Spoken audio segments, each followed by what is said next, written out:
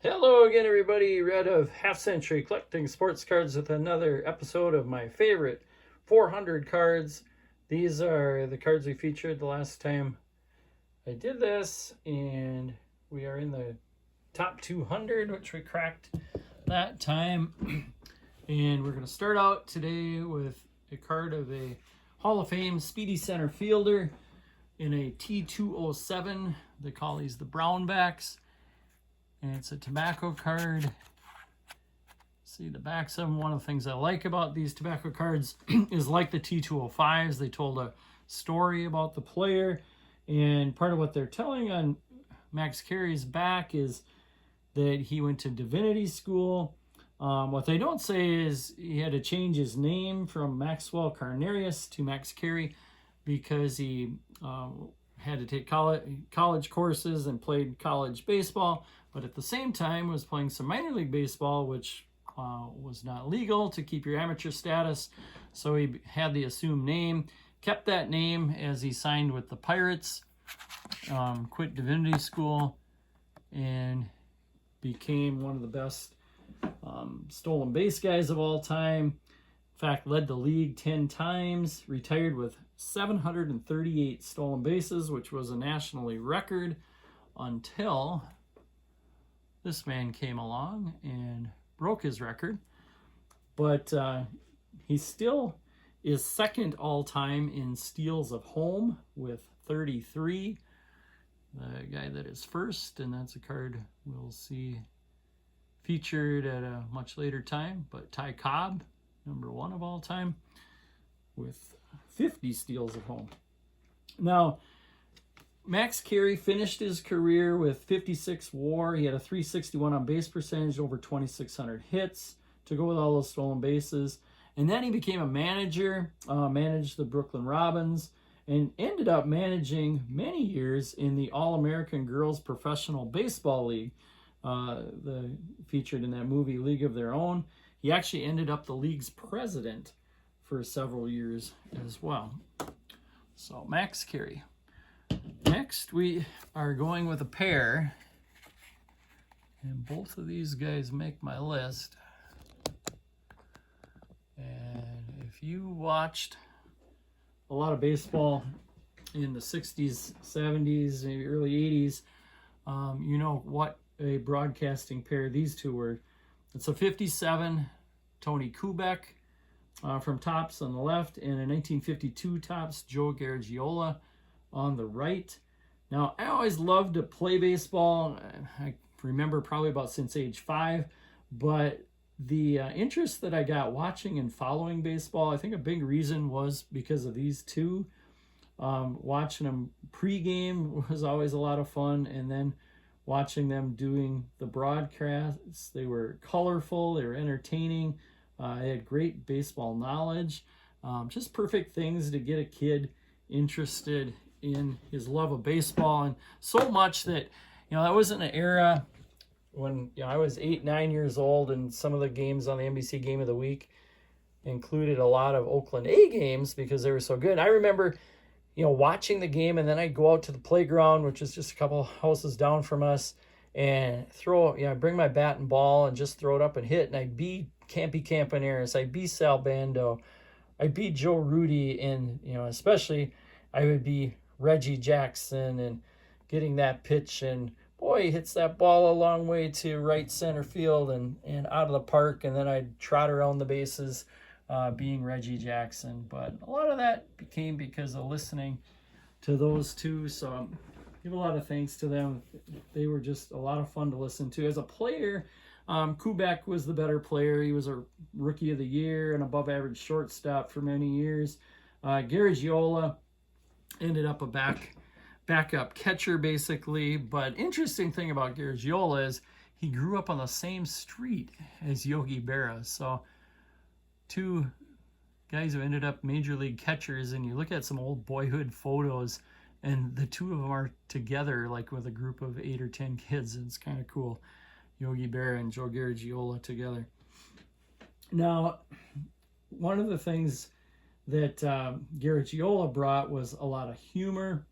Kubek was a little more outspoken. He'd call out umps and commissioners on the air, and the two of them together with Kurt Gowdy, another big game that I remember, probably the first game I remember actually specifically watching that I remember, is the game that Hank Aaron actually became the all-time home run king. They prematurely called it a little on this 74 card, but hit number 715 on a game that they showed. It was a night game. It wasn't the regular game of the week, but off Al Downing.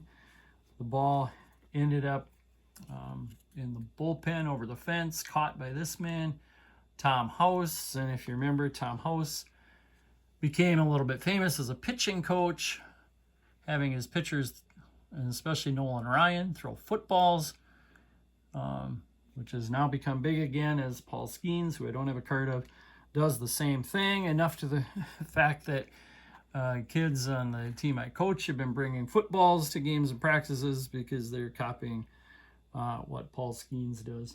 Both of these guys, Kubek and Garagiola, ended up in the Hall of Fame. Garagiola won the Buck O'Neill Award for just outstanding overall accomplishments to baseball, and Tony Kubek won the Ford Frick Award, which is a broadcasting award, to get into the Hall. So Kubek and Garagiola. So we will now move on to a card from 1948, or probably actually 1949, a Leaf card of Johnny Mize. Now, this card's not in the greatest shape, which I don't really care so much about. I just think it's a cool card of a really great player. And if you look at the back of this card, it does talk a little bit of some of the things he did in 1948, and has even got a copyright in 1949. So this one specifically probably should be a 49 Leaf.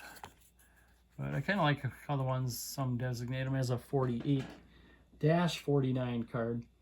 Now, Mize didn't necessarily end up with the greatest counting stats in his career, but he just really had some sensational years with St. Louis from 1936 to 41, and then with the New York Giants from 42 to 49.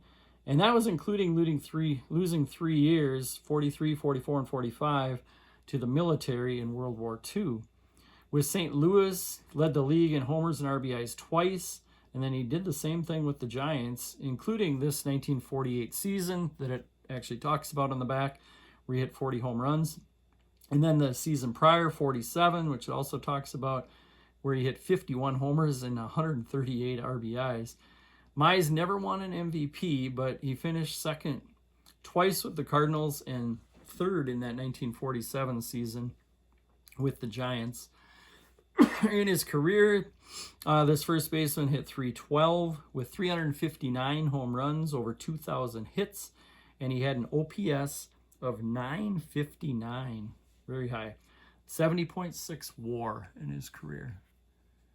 He actually, another little story about him, he put play ball, or it was the double play cards, out of commission because he sued the company.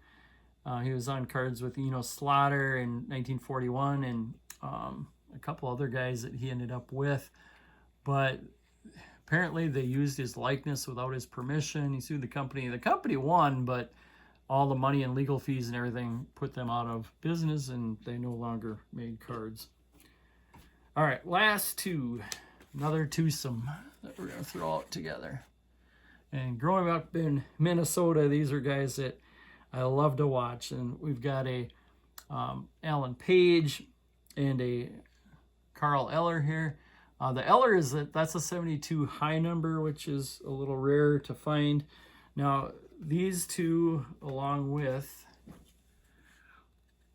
Jim Marshall especially, and then it was Gary Larson, who I don't have a card of, but Doug Sutherland, they kind of split their careers with these three being the Purple People Eaters defensive front line, which might have been the best, I think it was, the best front line of all time. Now, people who watched these guys might disagree. as they were pretty good as well. But I tend to favor the group that included the only defensive lineman ever to win an MVP award, that being Mr. Alan Page. He played in 10 straight Pro Bowls, and more impressively, after his career, got his law degree and then ended up a judge on the Minnesota Supreme Court for over 20 years. And it only ended at age 70 because they had a mandatory retirement at age 70. Now, these two guys are both in the Hall of Fame. Carl Eller was a Minnesota Gopher as well and played on the last Gopher team to win a Rose Bowl in the early 60s. And the Minnesota Gophers now name their Defensive Player of the Year the Carl Eller Award winner. So Alan Page and Carl Eller to round out my cards for today. Give a little quick look at the featured cards. Thank you very much for watching, and we will see you again next time.